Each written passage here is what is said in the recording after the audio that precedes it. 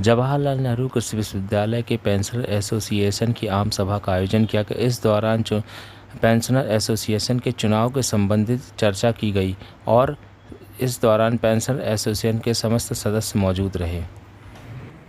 आप जो चाहेंगे वो ही होगा भाई, वोट आपको देना है। ठीक है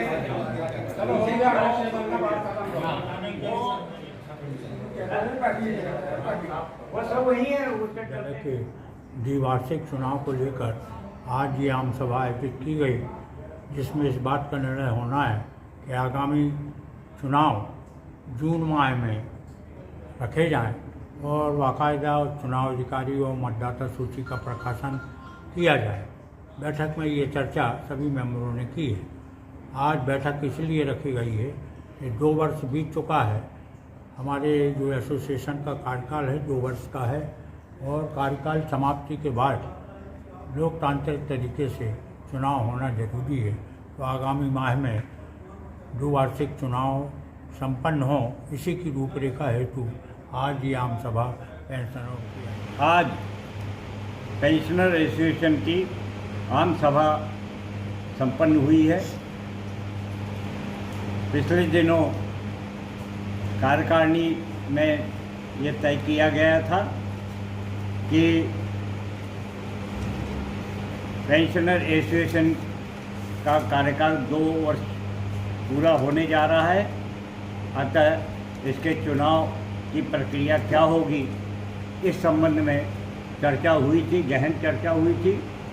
और लेकिन उस वक्त ये तय नहीं हो पाया था, तो सर्वसम्मति से ये निर्णय लिया गया कि आम सभा में इस बात पर निर्णय लिया जाएगा।